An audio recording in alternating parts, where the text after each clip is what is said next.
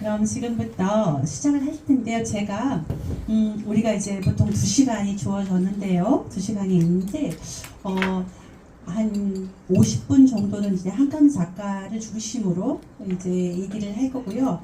한 10분쯤 쉬었다가 나머지 한 30분 정도는 이제 그 작품 속으로 좀 더 깊이 들어가 보는 그런 식으로 해보려고 해요. 그런 다음에 나머지 시간은 시간이 허락하는 대로 우리 선생님들이 우리가 이제 4주차를 하고 있잖아요. 그리고 사실 한강이 노벨 문학상을 받았다는 것은 우리한테도 굉장히 큰 어떤 기쁨이고 또 여러 가지 의미를 지니고 있는데, 그런 것들에 대해서 또 우리 그 문학에 대해서 두루 이야기를 나누는 그런 시간이 되면 어떨까 싶어요. 그래서 오늘은 그런 식으로 진행을 해보려고 하고요. 우리가 이제 여의도 색강 생태공원에서 저희가 다양한 여러 가지 인문이라든지 철학, 문화 여러 가지 강의들을 개설하고 있는데, 올해는 오늘까지 해서 이렇게 마지막 세션이고요. 또 새해 또 멋지게 기획해서 또 할 거니까 그때 또 기대를 해주시면 될 것 같아요.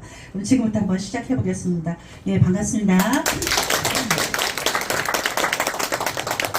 오늘 그 한강에서 안 갈 길을 준비하면서 사실 걱정이 많이 됐어요. 왜냐하면 저는 이제 오늘 책은 특히 이제 제주 4.3을 다루는 책이기 때문에, 제가 4.3 유족이기 때문에 이거를 누구한테 강사를 맡기는 것도 그래서 제가 해보겠다라고 했는데, 저희가 앞서 다 출석하신 한 분도 빠지지 않고 이제 여기 나오신 선생님들은 잘 아실 거예요. 정기, 표정옥, 박래군 세 분이 강의가 온 삶을 녹여내는, 삶의 자기 것을 녹여내는 강의를 해주셔가지고 굉장히 감동과 어떤 큰 힘을 받았고, 그래서 그분들에 대해서 우리 한껏 높아진 이거를 제가 채워드릴 수 있을까라는 걱정으로 잠은 잘 잤어요.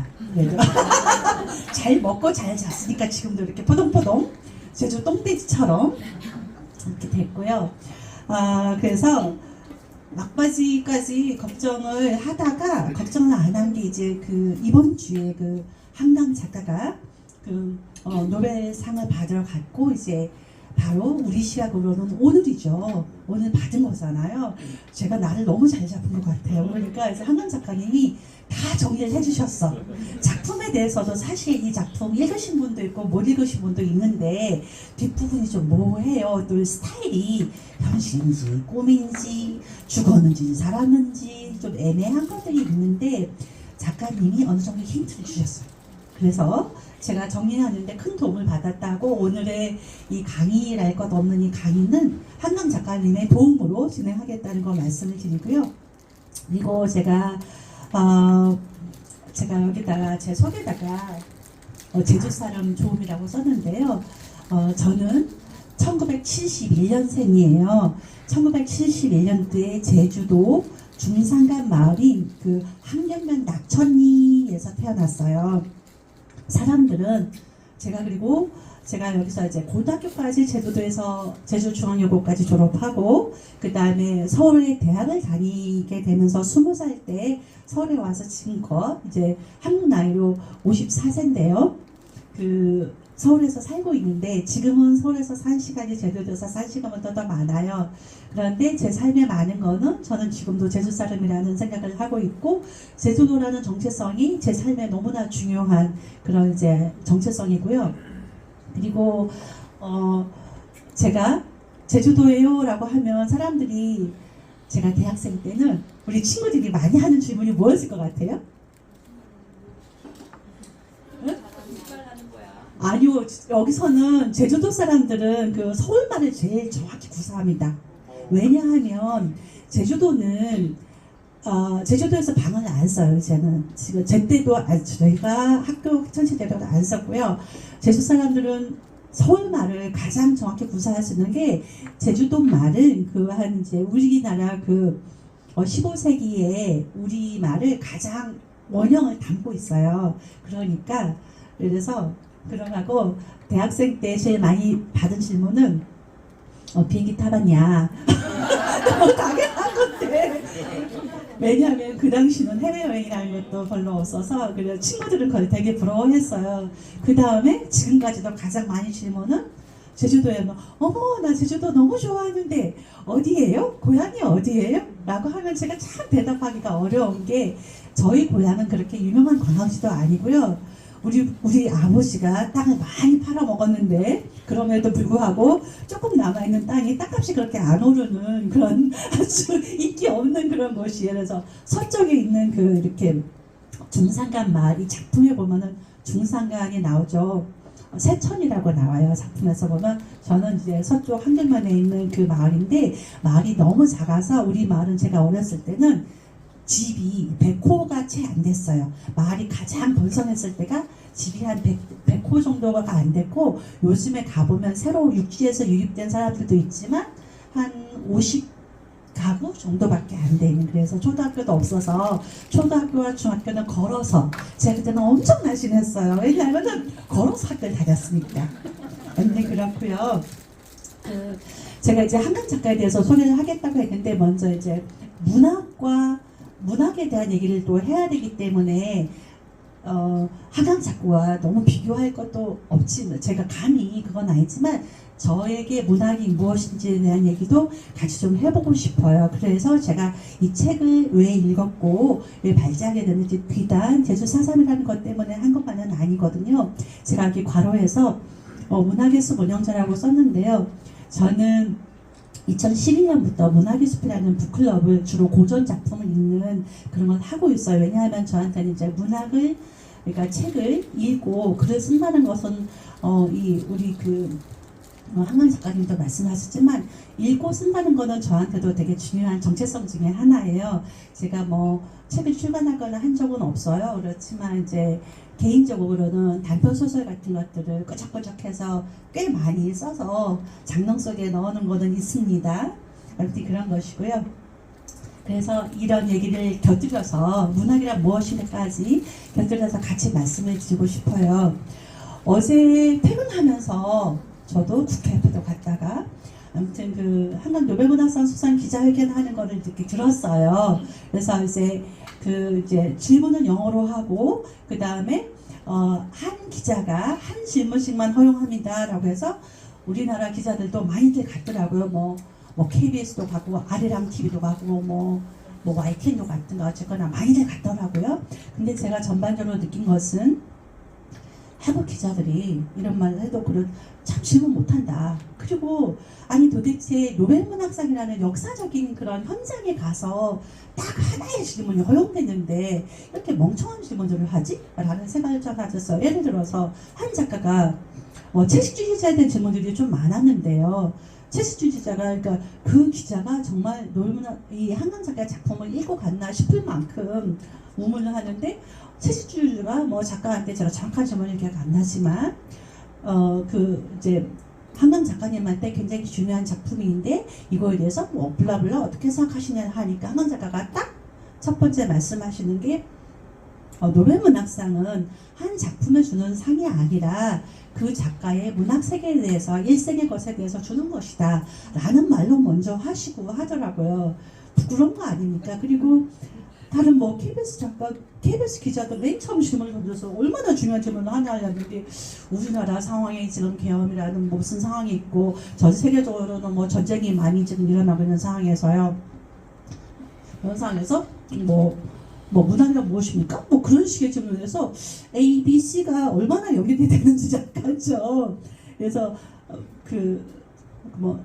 이렇게 노벨문학상을 주면서 수상한 이유를 선정한 이유에 대해서 할리머는 분명히 말을 했잖아요. 그래서 기자들이 공부를 하고 갔나? 라는 생각을 했고, 그 다음에 이제 기자회견 사회자가 그랬어요.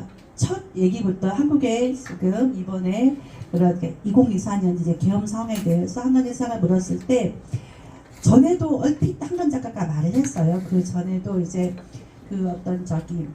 시민들의 태도에 되게 촉구에 맞서는 그런 거에 좀 이렇게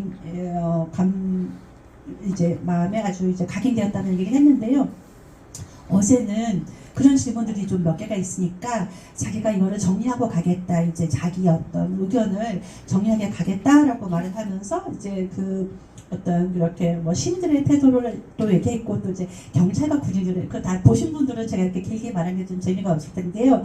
경찰과 군인들의 태도에 대해서 하신 말 중에서 이게 기억이 나요. 그러니까 사실은 우리도 약간 이렇게 눈치챘지만 좀 소극적으로 진압을 한다는 느낌 받으셨잖아요. 그래서 한강 작가가 얘기하더라고요. 그 소극적인 태도가 소극적인 게 아니다. 자기의 어떤 그런 어떤 이제 인간의 양심을 지키려는 어떤 적극적인 선택의 태도다라는 말씀을 해주셔서 굉장히 어떤 감동이 있었다라고 생각이 들고요. 또 책을 읽는다는 것이 타인을 이해하고 타인의 마음을 헤아리고 공존을 생각하게 하는 게 책을 읽는다는 것이다 라는 그런 말씀을 기자회견에서 해줬던 것이 기억이 납니다.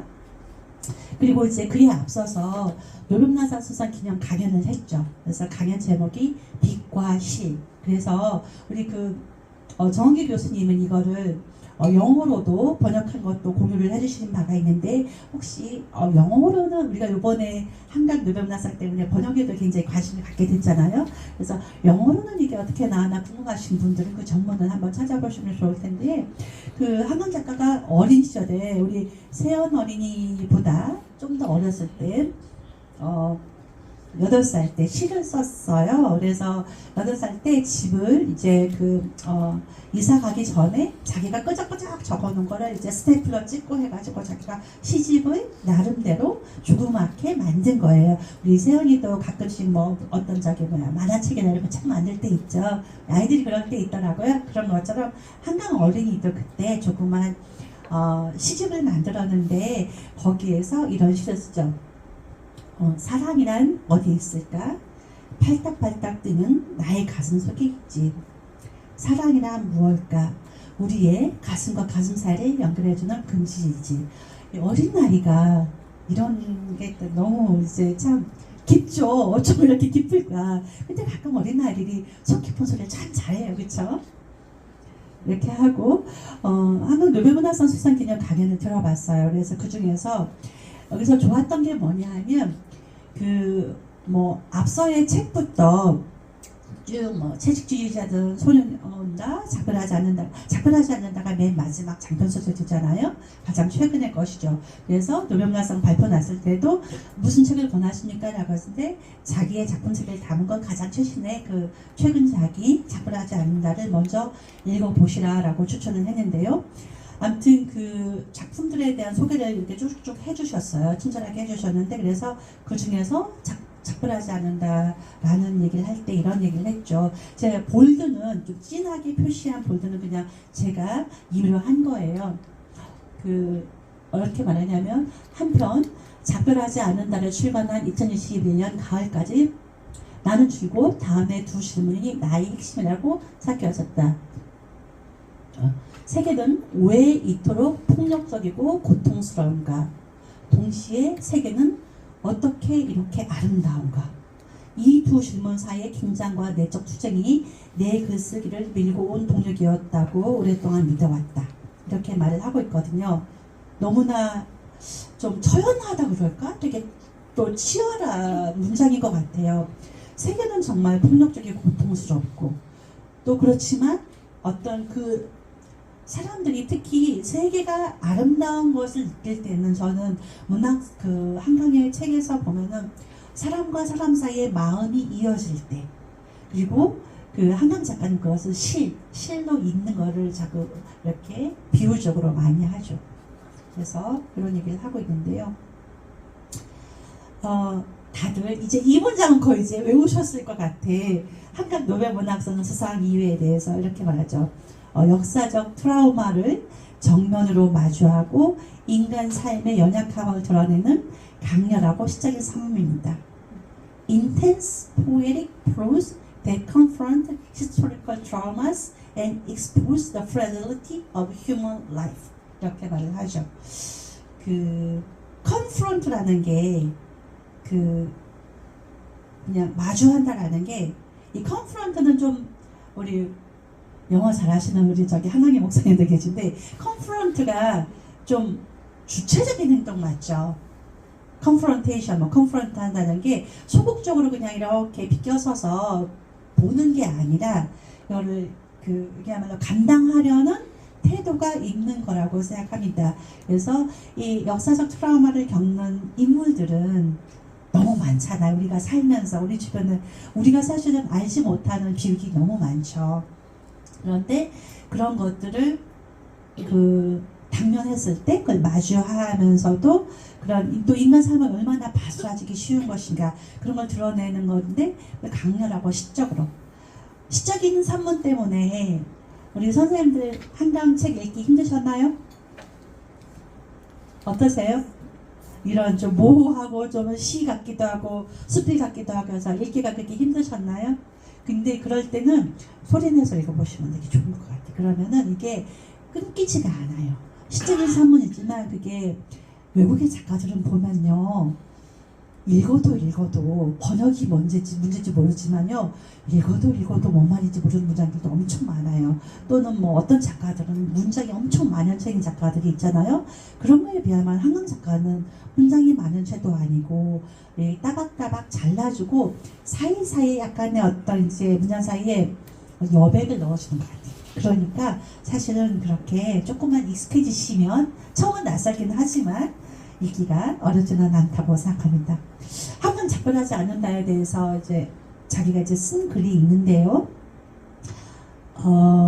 자기가 구해졌다고 얘기를 하고요. 또 여기서 저는 되게 주목하고 또 한강이 다음 작품을 거의 쓸 준비가 되었다라는 말도 이번에 하는데요.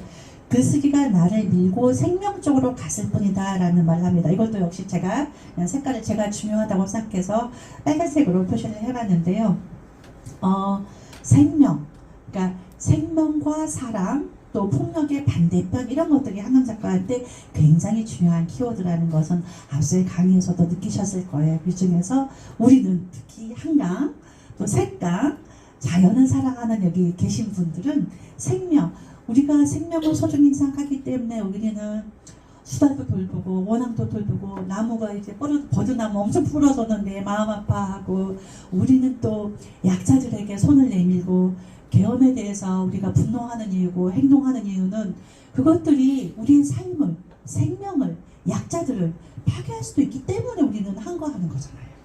만약에 그게 그냥 우리 주변에 우리가 소중하게 생각하는 어떤 이웃들 저도 그날 밤에 처음 하는 거 제 고양이 2마리 키우잖아요. 우리 고양이들 어떡하지? 이 고양이들과의 맨날 싸워요. 어제는 형님 고양이가 밑에 애랑 싸우다가 말리니까 저 발등을 물었어요. 화가 나가지고 네놈 하다가도 그 애들 데리고 살아야 되잖아요. 전쟁 나면 보여주고 어떻게 뛰어다녀요. 그런 생각입니다. 생명 얘기하다가 좀 말이 길어졌는데요. 이렇게 한강 작가는 여러 역사적인 사건들, 비극들, 메사크르라는 그 어떤 대량 사륙 이런 현장들에 대해서 읽고 역사적인 것들에 대해서 체험하고 나서는 나아갈 곳은 생명 쪽이다. 우리가 사랑으로 나갈 것은 생명 쪽이다라는 그런 식으로 생각하고 있는 거죠. 그리고 그런 생명적으로 나아가는 것은 일상에 있는 거예요. 일상의 하루하루. 이번에 한강 작가가 저도 이번에 우리가 몇 말씀 받았으니까 그런 어떤 식의 전통이 있는지 처음 다 알았잖아요. 찻잔, 자그마한 테이팟 선물한 거 아시죠? 거기다가 이제 기증한 거 아는데 그가 그 얘기를 하더라고요. 그 찻잔은 자기가 이렇게 할 때 다시 책상 앞으로 글쓰기 위한 앞으로 돌아오게 하는 그런 작은 일상이잖아요. 차 한 잔, 조그만 차 한 잔에 차 한 잔 끓여가지고 마시는 거. 이거는 우리가 그냥 평화로울 때는 차도 먹고 커피도 먹고 다 먹죠. 먹는 게 그게 너무 평범한 것 같지만 어떤 비상시국이나 폭력적인 상황에서는 그런 일상조차도 지키기가 되게 어려운 것이겠죠. 그리고 또 한강 작가는 이렇게 했어요. 또 많이 나오는 얘기가 무수한 질문들을 품고 산다는 얘기를 해요. 그래서 하나의 장편 소설 쓸 때마다 나는 질문들을 견디며 그 안에 산다. 질문들이 끝에 다다를 때 대답을 찾아낼 때가 아니라 그 소설을 완성하게 된다는 식으로 시작하죠. 그래서 그 질문들을 대답하고 질문하고 하는 과정에서 작가는 또는 독자는 그 이전 과로 돌아가지 않고 달라지는 것 같아요. 우리가 문학을 읽거나 쓰는 것도 똑같은 체험이거든요. 그러니까 했을 때 처음에는 어떤 질문이나 어떤 딜레마랄지 뭘 갖고 있다가 이렇게 글을 쓰거나 읽고 나면 우리는 변화돼 있어요. 그 변화에서 좀 더 나은 사람이 되는 변화를 갖는 거죠. 한강의 생애는 잘 아실 거예요. 70년생이고요. 제가 오늘 얘기를 하면서 제 얘기도 좀 하겠다 했는데 제가 71년생이잖아요. 저는 71년도 제주도 중산간 마을에서 태어났다면 한강 작가는 70년생 광주에서 태어났어요.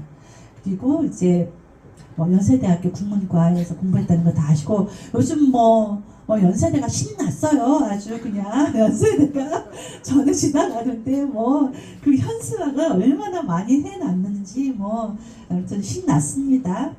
그렇지만 뭐 그 한 작가가 한 학교에만 속하나요? 그들은 자랑스러워해도 뭐 되겠지만 우리 누구나 자랑스러워할 만한 분이죠. 그렇지만 난 이걸 너무 국가시로는 안 갔으면 좋겠어. 그리고 기자회견에서도 질문할 때 그 채식주의자가 도서관에서 이렇게 빼지거나 검열당하거나 이런 것들에 대한 질문을 많이 받았는데요.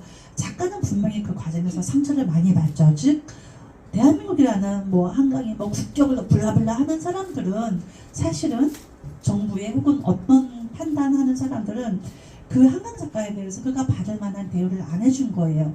작가한테 금서를 하고 검열을 하고 도서관에서 청소년들한테 이거는 읽으면 안 된다고 청소년 유해 도서라고 설정하는 것은 엄청난 상처를 주는 거죠. 어제 그러신 분들 나왔을 때 그러더라고요. 뭐 채식주의자가 청소년 유해 도서로 그 한간에서 어떻게 생각하세요? 그런 질문을 하니까 어느 나라더라 유럽의 어디에서는 청소년들이 중고생들이 자기한테 상을 줬다. 채식주의자가 좋은 책이라고 그 얘기를 먼저 하더라고요. 그래서 그런 식으로 애들러서 그런 말씀을 하시고요. 어쨌거나 우리가 한강 작가를 많이 알게 되신 거는 그 맨부커상 받을 때 채식주의자가 맨부커상 받을 때 이제 알게 되었고 그리고 그렇구나 세계적으로 뭐 인기 있구나라고 하지만 다들 그때 되게 채식주의자 뭐야 왜 고기를 안 먹어 이러시면서 그런 분들도 꽤 있었던 것 같아요. 근데 저는 제가 71년생으로서 어릴 때 보통 이제 가정에서는 이제 아버지 여기서도 그 채식주의자들도 아버지가 딸이 고기 한 마리가 때리잖아요. 때리는데 그런 게 저는 되게 이해가 되는 것 같아요. 그러니까 왜냐하면 지금 아버지 어머니들은 우리 애기들 뭐 금이야 오기야 얼마나 키워요. 때린다는 건 상상도 못하죠. 그런데 이제 우리 때야 아버지는 절대 가장이고 그리고 이제 그렇게 뭐 술 먹고 애들 때리고 와이프도 가끔 때리고 하는 거는 너무나 이제 흔한 어떤 그런 우리 가족의 풍경이었고 또 이제 우리나라가 이제 독재와 군사 문화가 저는 어릴 때부터 그 생각 많이 했어요. 우리나라의 가장 큰 문제는 군사 문제야. 아마 그런 생각을 하면서 굉장히 저도 이제 약간 좀 이렇게 여성주의자적인 시각을 저는 태어날 때부터 가졌던 것 같아요. 왜냐하면 제주도가 너무 남녀 차별이 심하고 하는데 그 부분은 뒤에서도 조금 제가 얘기를 해볼게요. 아무튼 한강 작가는 그래서 그 이제 맨부커상을 받으면서 많이 알려졌고 그 다음에 이제 원래 이제 이렇게 큰 상을 받았습니다. 노벨문학상을 받았죠. 그 작품들은 꽤 그래도 꾸준히 여러 개가 있는데 우리가 정규교trình 통해서 첫 시간에 들었지만 원래 이제 시로 시작을 했죠. 그래서 작가들이 시와 소설을 다 하는 작가들도 꽤 있어요. 세계적으로 유명한 작가들 중에서도. 그런데 그리고 문학이라는 것은 장르라는 건 이렇게 나눠 있지만 어찌 보면은 너무 나누는 것도 그렇게 또 무의미할 수도 있어요. 원래 노벨문학상의 후보로 점쳐지던 앤 카슨인가 그 작가도 보면은 저는 우리 아이가 전에 추천해줘가지고 한 번 읽었는데 이게 도대체 뭔 소설인지 도무지 알 수가 없었어요. 그게 너무 시 같기도 하고 모호한 어떤 미스터리 그런 문자 같기도 한데 그런 책들도 쓰는 작가들도 굉장히 많아요. 그렇지만 그런 작업들도 다 문학에서는 되게 소중합니다. 이렇게 다양한 작품들이 있고요. 저는 한강의 소설들을 꽤 여러 개를 읽었는데요. 다는 못 읽었지만 항상 어둠에서 빛으로 이렇게 향하는, 지향하는 뭔가 이렇게 그 빛을 지향하는 그런 거라고 하고요. 이렇게 됩니다. 그래서 한강의 소설 미학은 어둠의 상태에 놓인 인물들이 부서진 내면을 응시하며 빛의 세계로 이끌어내려는 작가 특유의 문학적 윤리가 작동한다라는 말을 하죠. 어렵나요? 어렵지 않죠? 인물들은 뭐 왜 부서집니까? 내면이. 한강 작가가 그 소년이 온다를 쓸 때 요번에도 그 얘기 하더라고요. 12살 때 집에 부모님이 몰래 숨겨둔 학살의 사진첩을 본 거예요. 그걸 봤을 때 어린 아이가, 저는 이 책에서인가? 이것도 좀 예전에 읽어서 그 자기 내면에 뭔가가, 부드러운 뭔가가 부서졌다라는 얘기를 하잖아요. 그런 겁니다. 뭔가 감당하기 어려운 충격적인 걸 경험했을 때는 그렇게 되는 거죠. 그렇지만 그럼에도 불구하고 뭔가 나아가려는, 밝은 데로 나아가려는 그런 게 작동한다 이거죠. 여기서 이렇게 얘기를 하죠.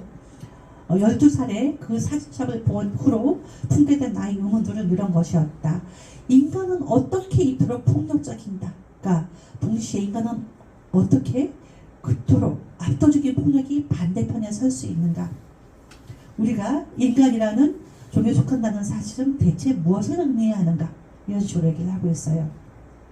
그리고 여기서 재밌는 거는요, 중요한 거는요, 할 수 있는 것은 작가로서 내 몸의 감각과 감정과 생명을 빌려드리는 것뿐이었다라고 하는데요. 이게 거의 뭐 이제 무당인 거예요. 뒤에서도 그 작별하지 않는다 설교하면서 말씀드릴게요. 작가는 무엇인가? 자기의 몸과 영혼을 어떤 인물들한테 허구의 인물. 근데 우리는 허구의 인물이라고 하지만요, 다큐가 아니까 허구라고 하지만 그 허구의 인물들도 작품이 되면 다 살아있는 인물들이라고 생각하셔도 됩니다. 작가는 그 인물들이 다 인물한테 생기를 넣고 목숨을 부여하는 거거든요. 그렇게 해서 하는 것이고. 그래서 폭력하면은 반대말 뭐죠? 검사님? 폭력의 반대말 병화. 비폭력. 또 폭력 반대말 뭐예요? 고은세 폭력 반대말 뭐예요? 비폭력. 그쵸? 그러니까 보통 많이 하는 게 평화. 그러니까 폭력하면은 비폭력 하는데, 그 한강이 말하는 폭력의 반대편하고 비폭력은 좀 다른 것 같아요. 그러니까 비폭력은 마트마 간디 같은 사람이 비폭력이고, 폭력의 반대편은 그랑은 또 다른 것 같아요. 그런 세계와 맞서는, 아까 컨프런트라는 게 앞서서도 나왔지만, 맞서서 그쪽을 지향하는 그런 사람들의 삶의 태도가 폭력의 반대편인 것 같아요. 그래서 그렇게 하고, 그래서 계속 폭력이 다루어져요. 번주가 돼요. 그래서 한강이 연설을 할 때 자기 작품들이, 이게 같은 연작소설은 아니지만, 우리 정희 교수님 오셨습니다. 와! 제가 문화 전문가 앞에서 하지만 부정히 해보겠습니다. 그래서 특강에서 이렇게 얘기하잖아요. 이렇게 모든 작품들은 개별적인 작품이지만 한강은 계속 자기의 질문들을 밀고 오면서 변화시키면서 마치 한 개의 연작 소설처럼 소설들은 이어져 있어요. 그래서 채식 주제를 보면 아까 딸이 고기 안 먹는다고 때리는 아버지에서 개인적 층의 폭력이죠. 그리고 약간 우리가 정상과 비정상이라는 말을 하는데, 좀 정상성이라는 것에서 벗어나는 사람들에 대해서 요즘은 되게 좀 교묘해진 것 같아요. 옛날은 조금 정상에서 벗어나는 것 같으면 되게 차별 내지 또는 배제를 엄청 받았거든요. 제가 젊은 여성일 때 살면서 되게 힘들었던 것은, 특히 여기 교회 다니시는 분들 꽤 많으신데요. 어쩌다 보니 제가 알기로는 목사님들 한 2분 앉아 계신데요. 교회 다니는 분들이, 저는 좀 젊을 때는 왜 좀 자유분방한 마음 있잖아요. 특히 제주도 여성들은 자연의 강건함을 필수로 이렇게 받아가지고 그런 좀 자유분방함이 있어요. 근데 주변에서 서울에 왔는데 주변에 만나는 교회 다니는 집사님 이런 분들은 되게, 저는 날씬할 때잖아요. 저 맨날 미니스커트 입고 다녔거든요. 지금도 갖고 있는 게 몇 개 있어요. 추억으로 언젠가 살 때일까봐. 근데 그런 거에 대해서 엄청 뭐라 그러나 뭐라 하고 뭐라 하고 뭐 밤늦게라도 오면은 또 뭐라 하고 그들이 뭔데 제가 비정상 정상성 얘기하다가 또 빗나가는데요. 우리 사회는 그 전에는 지금 좀 더 교묘해졌다는 것은 그런 게 노골적으로는 이제 못하게 되죠. 여러 가지 법이 생기고 여러 가지 뭐가 생기니까 그렇게 안 하지만 세련되게 혹은 이제 온라인상으로 또 여러 가지로 알게 모르게 배제는 많이 하는 것 같아요. 근데 여기서는 어쨌거나 조금 특이한 사람 또는 약간 사회성이 좀 떨어지는 사람 이런 것들에 대해서는 가차없이 폭력을 가하고 그런 것에 대해서 누구라도 뭐 그럴 수 있지라고 무기는 하지. 그래서 여기서 영애였나요? 뭐 영애 남편 되게 무기력하잖아요. 그냥 뭐 안 도와주잖아요. 그러면 되게 지금 같으면 서운하죠. 그쵸? 묘연쌤 남편이 자기가 부당한 대우를 받는데 옆에서 안 도와주면 화가 나. 그 다음에 이제 잘 아시다시피 소년이 온다와 작별하지 않으면은 5.18과 4.3이라는 국가폭력에 대해서 말을 하고 있죠. 이거는 제가 옛날에 저기 했는데 뭐 맨부커상 받았을 때 이런 얘기를 하는데요. 그때 또 그런 얘기가 재밌었어요. 깊이 잠든 한국에 감사드린다. 그게 되게 어떤 다른 메타포로 들렸어요. 한국 상황이 그때가 되게 암울했었기 때문에 그런 데에서 그 은유를 하신 것 같아요. 그래서 한국의 문장들은 굉장히 뭔가 섬세하고 아름답죠. 아름답고요. 그래서 The Elegy Whiteness 요거에 대해서는 이제 지난 두 번째 시간에 이제 포정 교수님도 많이 얘기를 해주셨는데 흰도 읽어보시면 이렇게 문장들이 굉장히 정갈하고 담담합니다. 그래서 제가 이런 거 좀 그냥 보시면 될 것 같아요. 제가 자료 필요하신 분들은 다 공유해 드릴게요. 그래서 이렇게 문장들은 좀 이렇게 자분자분하게 차차하게 가는 것 같아요. 하고 그때 2016년도 깊이 잠든 한국에 감사드린다라고 했던 것. 그래서 이것도 다시 또 변주인데 그때도 그 얘기했어요. 책을 쓰는 것은 내 질문에 대답하고 답을 찾아가는 과정이다. 그 과정은 힘들고 고통스럽기도 하지만 가능한 한 계속해서 질문한데 머물고자 노력했다. 독자들이 책을 읽어주는 것은 그 질문을 같이 공유해주는 것이죠. 그리고 그 노벨문학상 받고 나서 이렇게 밖에 막 안 나왔잖아요. 그렇지만 이제 그 이후에 10월 17일에 이제 포니정 수상식에서 이제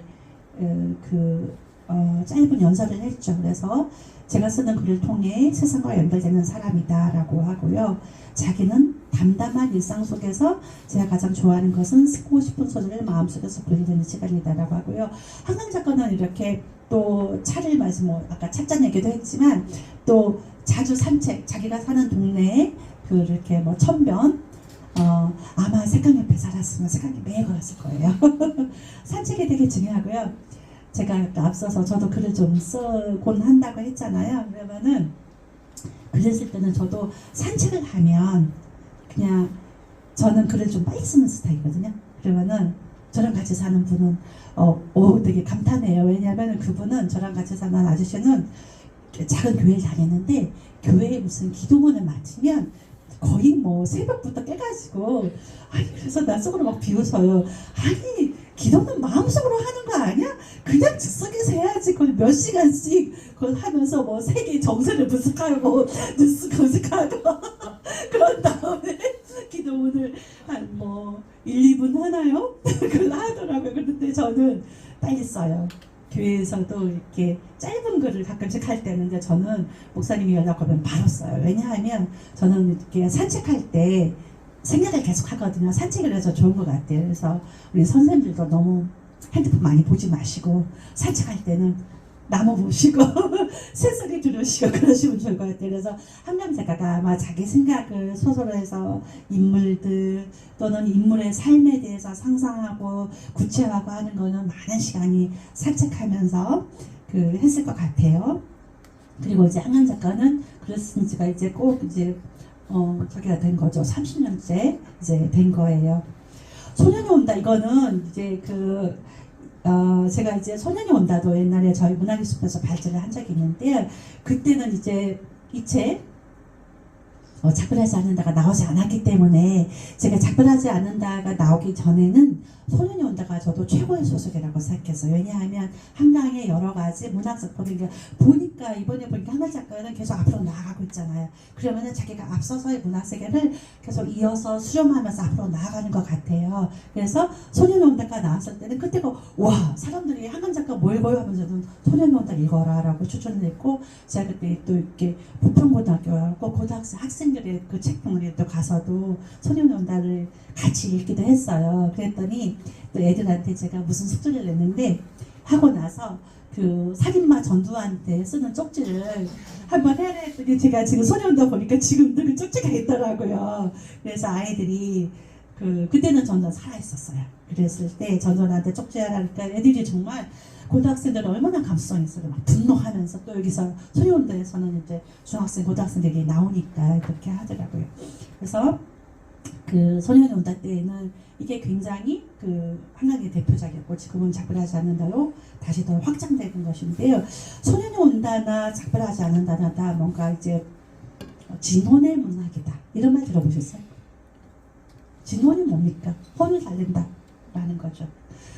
제가 제 자랑을 막 오늘 떠벌리게 되는데 저는 시를 너무 좋아했어요. 어렸을 때부터.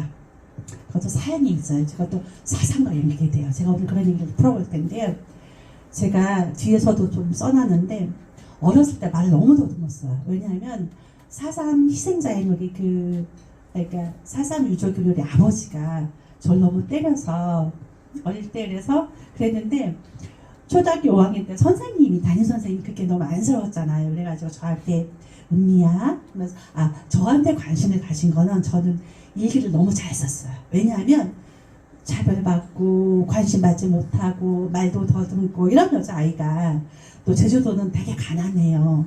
그래서 잘 먹지도 못하고 머리에 이렇게 뭐지 짧게 자르고 막 이가 많아가지고 디디티 맨날 뿌리고 다니고 얼굴에 버짐 나고 막 그렇게 손톱 밑이 시커멓고 그런 애한테 그러니까 서러움이 있잖아요. 그러니까 제가 맨날 일기를 되게 특이하게 썼어요. 그러니까 선생님이 관심을 갖다가 은미야 시를 읽어봐 라고 하신 거예요. 시를 읽으면 호흡이 이렇게 좀 가다듬어지고 시는 노래와 비슷하니까 그러면은 네가 이게 좋아하실 거다라고 해가지고 5학년 때부터 갑자기 시를 읽기 시작했어요. 그리고 이제 학예가 있었는데 제가 그렇게 말도 교과서도 못 읽는 애한테 선생님이 너 학예에서 한번 신앙송 해봐 라고 해가지고 제가 그때 막 이렇게 막 자작시를 막 쓰고 했어요. 그런 적이 있었는데요. 진원의 문학과도 새가는데 고등학교 때 제주 전도시 낭송대라는 게 1회가 딱 열린 거예요. 그래서 제가 이제 이거는 내가 나가야 돼 막 피가 끓으면서 했는데 그때 이제 그 김소월 시인의 초원아세촌 산산이 부서진 이름이여 허공중에 헤어진 이름이여 초이잖아요. 그 죽은 사람을 부르는 거예요. 근데 그걸 제가 웅변하듯이 막 해가지고 떨어졌죠. 그래서 진원이라는 것은 사실은 작가가 죽은 자한테 억울하게 죽은 자한테 혼을 달래주는 것은요 보통 샤머니 하는 일이고 무당이 하는 일이고 제주도에서는 그래서 무당이 엄청 바빠요. 정말 제주도는 무당이 일상에 들어와 있어요. 그런데 어쨌거나 진원을 해준다는 것은 글쓰기를 해준다는 것은 굉장히 중요한 일이고 너무나 고마운 일인 거죠. 그래서 한강 작가는 5.18과 4.3의 희생자들한테 혼을 달래주는 그런 문학 작품을 만드는 거죠. 그 두 개 좀 비교해 본다면 이렇게 간단하게 해서 아시다시피 5.18과 4.3을 다루는 것이고 둘 다 어쨌거나 빛이 나와요. 빛이 많이 나와요. 그래서 소년이 온다에서도 지난 시간에 박영호 선생님의 문장들을 많이 우리가 가르치진 않았지만 읽어보시면요. 밝은 데로 가, 빛이 있는 데로 가, 꽃핀 데로 가 이런 식의 말들이 소년이 온다에 많이 나오잖아요. 그래서 광주도 빛고 오리고 여기 광주 분이 계실 텐데 그리고 4.3에서도 불꽃이 나오는데 그건 뒤에서 또 말씀을 드릴게요. 네. 그리고 둘 다 어쨌거나 어떤 이렇게 애도하고 진원하는 그런 문학이다 라고 하고요. 지금 40분 정도, 저기 한 10분 정도만 더 하고 좀 쉬었다가 더 이어갈게요. 그러면은 이제 4.3부터 좀 들어갈게요. 이게 이건 거는 4.3 길을 걷다라는 그 이제 이미지가 있어서 가져와 봤는데요. 4.3 희생자 분포지도 4.3이 일어나던 해에 그때 4.3 당시에 제주도 인구가 30만 정도, 지금은 한 60만쯤 되죠. 제가 제주도 왔다 갔다 할 때는 50만, 제주도 인구 50만 했었는데 지금은 60만 정도 되고, 많이 빠지기도 했지만, 저 같은 사람이 빠지기도 했지만 또 뭐 국제학교도 생기고 또 제주도 가서 사는 사람도 많고 해서 어찌됐건 지금 60만인 것 같고, 당시에는 이제 30만이고 여기 책에도 나오지만 10분의 1 해서 3만 명이 희생되었다, 3만 명이 죽었다라고 보통 많이 하고요. 그 정부에서 공식적으로 잡은 통계는 아마 이렇게 죽어서 이렇게 등록되신 분들은 아마 16,000명 정도가 대충, 제가 정확한 숫자 기억 안 나는데 그 정도 돼요. 그렇지만 그냥 보통 사람들이 하는 거는 그 정도 한 10분의 1 정도 해가지고 3만 명, 여기 작가도 3만 명 얘기를 하고 있고, 또 혹자들은 이보다 훨씬 많은 숫자를 얘기하는 분들도 있어요. 뭐 5만, 뭐 10만 얘기하시는 분들도 있는데 그거는 모르겠어요. 왜냐하면 파악되지 않는 사람들도 있고, 또 제주도에서 끌려가서 여기서 뒤에도 나오죠. 다른 곳으로 간 사람들도 많고요. 여기서 제 얘기를 해보면, 저는 이제 부모님은 저희 어머니는 39년생이시고요. 아버지는 40년생이세요. 그래서 우리 엄마가 한 살 연상이세요. 근데 우리 엄마가 지금은 이제 80대 중반이시니까 그 80세부터 치매가 좀 오셔가지고 지금 치매 약간 초기 중기쯤 있는데요. 우리 어머니가 치매, 그래도 너무 고마운 건 자식들은 다 기억하죠. 저희는 그래서 그 어머니 아버지 사이에서 이제 그 7남매인데요. 딸, 아들, 아들이고 제가 이제 넷째 딸이에요. 그래서 우리 치매인 엄마가 지금도 제가 전화하면 저를 뭐라고 부르냐면은, 제 별명이 뭐냐 하면은 여기요, 다시돌, 똘 다시돌. 제 별명이 다시돌이에요. 그래서 엄마가 저를 낳았을 때의 상황을, 저희 마을은 그 중산간 마을 한경면 낙천에 있는 가운데 마을 가운데 큰 연못이 있어요. 그 연못은 마을 아낙네들이 와서 빨래도 하고 애기도 시키고 하는 마을의 어떤 우물터 같은, 육지 같은 우물터 같은 곳이었는데, 그걸 이제 저갈물인데요. 우리 집은 저갈물 바로 앞에 있었어요. 엄마가 저를 낳으니까, 엄마가 저를 낳고 뭐 대충 이렇게 뭐 퇴출을 해가지고 잠깐 이렇게 어게 갔더니 마을 아낙네들이 아이고 저 집에 또 떠났대 해가지고, 다시 돌랐댄 해가지고 엄마가 그때부터 지금까지도 저를 다시돌이라고 부르고 있어요. 제 별명은 다시돌이고요. 이렇게 딸이 5이고 아들이 2인 이유가 아들이 되게 귀해요. 제주도는 아들이 되게 귀하고 아들이 귀하게 여겨져요. 그래서 제주 여성들은, 전 옛날에 제가 대학생 때 조한혜정 선생님 그 논문도 본 적 있는데, 제주 여성들은 반일하지, 집안일하지, 애 키우지 다 하는데 여성의 지위가 너무 낮아. 왜 그럴까요? 그러니까 제주도는 되게 그런 어떤 이제 조상을 모시고 제사 지내고 이게 너무 중요하니까 이제 아들이 꼭 필요한 거예요. 아들 못 낳으면 사람으로 안 쳐요. 그래서 어렸을 때 너무 화가 나고, 제가 태어나면서부터 페미니스트라고 한 이유가, 어렸을 때 너무 충격받은 게, 마소로 못 태어나면 여자로 태어나지 라는 걸 하는 거예요. 제가 말과 소로보다도 못하다는 거죠. 그래서 되게 화가 났었고요.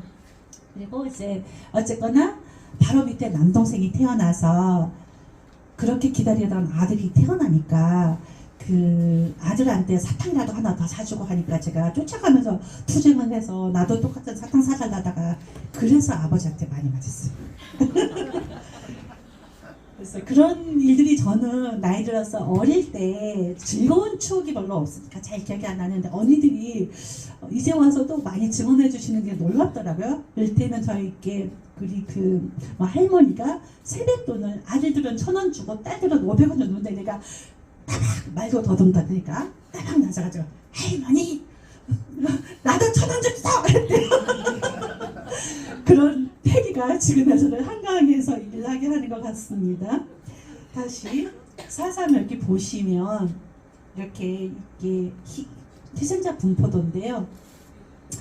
저희 할아버지도 그 사삼 희생자로 등록이 되었기 때문에 그 이제 사삼 평화공원에 가면 할아버지 이름이 있어요. 근데 참 부끄러운 게 뒤에서도 알겠지만은 사삼은 말해줄 수 있는 게 아니었어요. 그래서 저는 심지어 어느 나이가 될 때까지도 할아버지 성함도 잘 몰랐어요. 그랬는데 우리 아이가 물어봐서 사삼평화공원에 할아버지 이름이 있다는 걸 알았는데요. 여기가 저희가 여기 있거든요. 저희 고향이 있는데요. 낙천인이 35명이라고 돼 있어요. 이렇게 희생이 됐습니다. 그러니까 보시면 중산간 마을이 여기서도 이제 그 피읍에 있는 새천리가 나오는데 희생이 많이 된 게 나와요. 그래서 그 아까 우리 선생님께서 그 말씀하셨는데 제주도 그 어디였지 아까? 무슨 맞아요. 다랑시도 되게 사삼 되게 상처가 많은 그런 사삼 유적지죠. 제주도는 그래서 제주 사삼 더 들어가기 전에 제가 그냥 장난 삼아서 제가 심심해서 제주 말을 몇 개 한번 잠깐 쉬기 전에 이거는 한번 살짝 해볼까요? 속수무라는 책에 나오잖아요. 서지쌤은 뜻 아셨다가 숨죽여라, 조용해라. 네, 조용해라. 맞아요. 조용해라. 속수무라. 말하지 말고 조용해라. 그냥 뒤에 거는 아무 두서 없어요. 2번째 나한테 안 보라신 게 어떤 말 그냥 이거는 책에 나오는 거다. 나한테 안 보라신 게 어떤 말 그냥 대충 맞춰보세요. 나한테 뭐라 안 했으면 말하는 게 오! 빙고. 이 3번 살다 보면 사라진다는 좀 철학을 담고 있는 것 같아요. 무슨 말 것 같아요? 네, 이거 되게 좀 슬프기도 하고 그렇죠? 그 다음에 4번은 주슬하염 처신한 혼디 모다장 먹게 봤음. 감자 빨리 감자가 매우 하염이 매우 많이 주슬하염 처신한 쪘으니까 감자 많이 썼으니까 혼디 못하죠? 먹게 봤음. 같이 모여 먹게 봤음. 5번은 장난이에요. 가인 요망지고 자인 촌남생이고 닝동새끼요. 요망지라는 게 내 칭찬이에요. 우리 저기 왜 세연이 같은 애가 이제 요망지 나이고요. 촌남생이는요. 저랑 사는 아저씨 같은 분인데요. 좀 까불까불 촌남생이라고 그러고요.